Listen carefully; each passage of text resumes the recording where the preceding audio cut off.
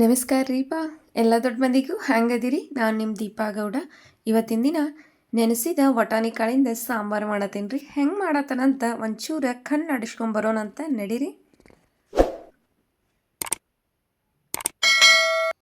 ಇಲ್ಲಿ ನೋಡ್ರಿ, ಒಂದು ಬಾಳ್ಗಿ ಇಟ್ಟಿದ್ದೀನಿ ರೀ. ಅದ್ರೊಳಗೆ 1 ಚಮಚಿ ಕೊತ್ತಂಬರಿ ಕಾಳು ಸೇರ್ಸಾತೀನಿ, 1 ಚಮಚಿ ಜೀರಿಗೆ ಸೇರ್ಸಾತೀನಿ ರೀ. ಇವನ್ನೆಲ್ಲ ರೀ ಸಣ್ಣಗೆ ಉರಿ ಒಳಗೆ ಹುರ್ಕೊಂಬಂದ್ಬಿಡೋಣಂತ. ಇನ್ನು ಸೈಡ್ ಎತ್ತಿಟ್ರಿ ಅದ ಬಾಳ್ಗೆ ಒಳಗೆ ಸ್ವಲ್ಪ ಎಣ್ಣೆ ಸೇರ್ಸಾತನಂತ. ನೋಡ್ರಿ, ಎಣ್ಣೆ ಕಾದಿಂದ ಸ್ವಲ್ಪ ಅದಕ್ಕೆ ಉದ್ದಗೆ ಹೆಂಚಿರುವಂಥ ಉಳ್ಳಾಗಡ್ಡಿ ಸೇರ್ಸಾತನಂತ್ರಿ. ಇವೆಲ್ಲ ಕಲರ್ ಚೇಂಜ್ ಆಗೋವರೆಗೂ ಹುರ್ಕೊಂಬಂದ್ಬಿಡೋಣಂತ.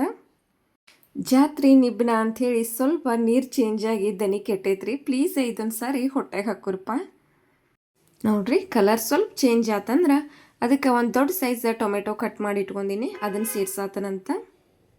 ಟೊಮೆಟೊ ಎಲ್ಲ ಸ್ವಲ್ಪ ಮೆತ್ತಗಾದಿಂದ್ರಿ ಅದಕ್ಕೆ ಶುಂಠಿ ಬೆಳ್ಳುಳ್ಳಿನ ಸೇರ್ಸಾತನಂತ್ರಿ. ಅದನ್ನೂ ಎಲ್ಲ ಇದ್ರಾಗ ಹುರ್ಕೊಂಬಂದ್ಬಿಡೋಣಂತ. ನೋಡ್ರಿ, ಆದಷ್ಟು ಸಣ್ಣ ಉರಿ ಒಳಗೆ ಹುರ್ಕೊಂಬಿಡೋಣ, ಯಾಕಂದ್ರೆ ಎಲ್ಲ ಚೆಂದಾಗಿ ನಮಗೆ ಹುರಿದ ಸಿಕ್ಕಿಬಿಡ್ತಾವ್ರಿ. ಇನ್ನು ಹಸಿ ಕೊಬ್ಬರಿ ಇತ್ತು, ಅದನ್ನು ಸೇರ್ಸಾತನಂತ. ಎಲ್ಲ ಥರದ ಸಾಂಬಾರುಗಳನ್ನ ಟೇಸ್ಟ್ ಮಾಡಿರ್ತೀರಿ, ಇದನ್ನೊಮ್ಮೆ ಟ್ರೈ ಮಾಡಿ ನೋಡ್ರಲ್ಲ. ನೋಡ್ರಿ, ಇಷ್ಟ ಆಯಿತು. ಇನ್ನು ಇದು ಪೂರ ತನಗ ಆದಿಂದ್ರಿ ಮಿಕ್ಸರ್ ಜಾರ್ಗೆ ಹಾಕೊಂಬಂದ್ಬಿಡೋಣಂತ.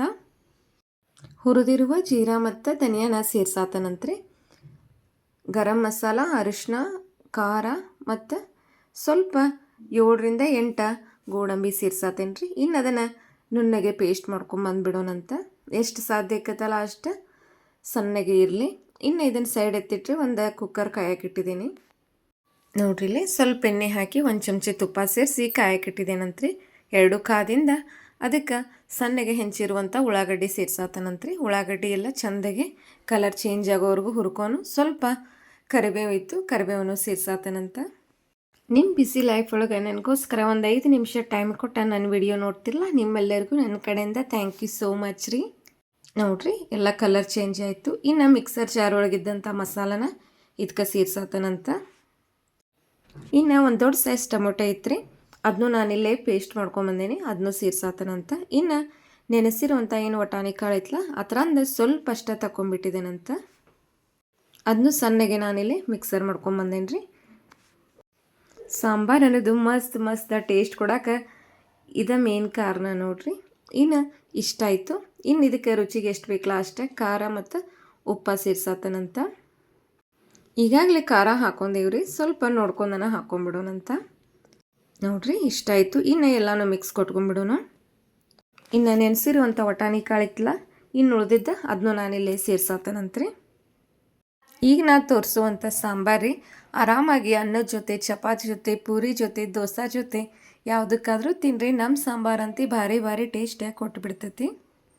ನೋಡ್ರಿ, ನಮಗೆ ಇಷ್ಟು ಅದಕ್ಕೆ ಸಿಗಬೇಕು. ನೀವು ಇನ್ನೊಂದು ಸ್ವಲ್ಪ ನೀರು ಹಾಕೋತಾನಂದ್ರೆ ಹಾಕೋರಿಪ್ಪ.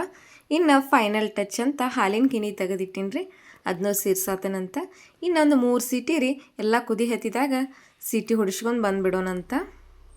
ನೋಡ್ರಿ, ಇಲ್ಲಿ ಇನ್ನು 3 ಸೀಟಿ ಆದಿಂದ ಬಾಯಿ ತೆಗೆದು ನೋಡಿದರೆ ನಮ್ದು ಮಸ್ತ್ ಪೈಕಿ ವಟಾಣಿ ಕಾಳಿಂದ ಸಾಂಬಾರು ರೆಡಿ ಆಗಿಬಿಟ್ಟಿತ್ತು.